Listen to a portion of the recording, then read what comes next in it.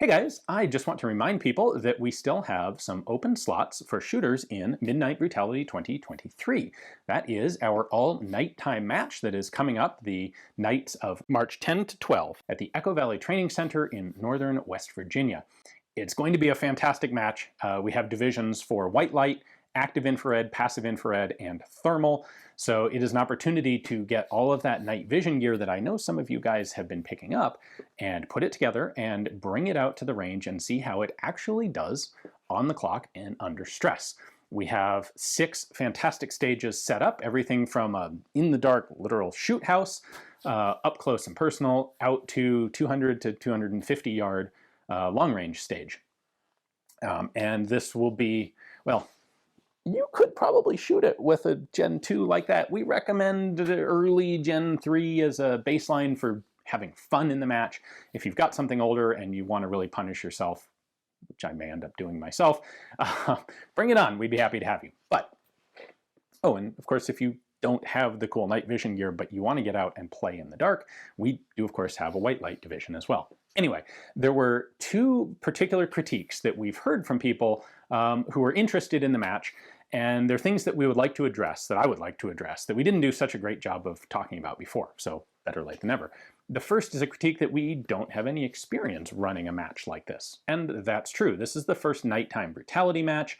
I've never run a match at night before. However, what we didn't get across well enough is that, well, I'm not your main RO. The main cadre of range officers who are working the match, the guys who are actually responsible for the stages running in and out, getting people safely through everything, and that on-the-ground organization, those guys are all coming from an organization called One Shepherd. This is a military and civilian training organization that's been around. They've been training people particularly in nighttime operations since the 1990s, very actively since the early 2000s. Their cadre of instructors have a tremendous amount of on-the-ground time at this specific facility, training people with firearms at night. I couldn't think of a better group of people with a better experience set to be running this match. And we're really in One Shepherd's debt for making themselves available to do this match with us. They think it's going to be a tremendous amount of fun and a great learning experience, of course. So do I. I think you will too. But that's the experience we have on the ground for running a nighttime match. Now, the second critique we've gotten is basically, why is it so expensive? My local match has nighttime events too, and they cost next to nothing or very cheap.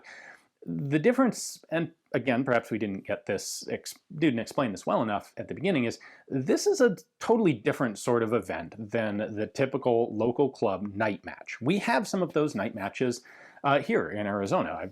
I've seen them. I think I actually attended one a while back, but what they typically are is a USPSA match that is shortened and run, the entirety of it is run like between 6 p.m. and 9 p.m. because typically these things are ranges in residential areas. They have limitations on when you can be shooting. The stages are quite simple, basically USPSA stages.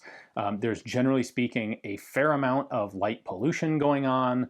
Like some of these matches you could run without any sort of lights or night vision equipment at all because there's enough ambient light coming from everything else that's around. Now, I don't want to denigrate these matches because, especially for the cost and the availability, they can be a lot of fun, but they're not the same thing that we're running. What we have, we start when the sun is completely down, not twilight, but actual darkness, and we will be shooting through until about 5 o'clock in the morning. This is an all-night event. There is no ambient white light. We're out at the Echo Valley Training Center. This is a natural terrain style of series of ranges. We don't have a bunch of Klieg lights set up to illuminate the place. You will need white light or night vision to complete these stages. And we've set up stages that are much more like, well, they are brutality match stages. They involve physical challenges, physical exertions. Can you find the targets? Can you engage the targets accurately? There will be distractions out on the course. What do you do if you have, say, a white light flashing downrange, if you have a burn barrel running? How does that mess with your infrared systems? How does that mess with your thermal systems?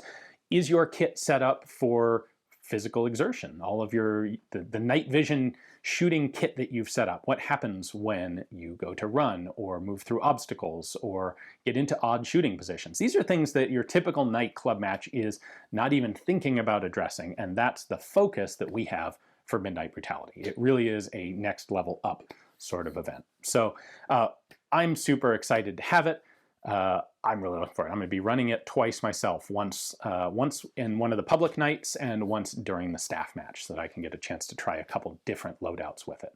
I've got a couple cool ideas in mind for how to run it. We'll share those with you guys once they're formalized. But we still do have slots open. I have a link to the match registration down in the description below if you're interested. If you've been putting together a night fighting kit and you want to actually really try it out, I can't think of a better place to do it, short of enlisting and deploying over to the Middle East, but that's a lot more dangerous and more expensive, really, in the long run. So check out the match registration. I'd love to see you there, and I think we're going to fill this up fairly quickly at this point. Thanks for watching.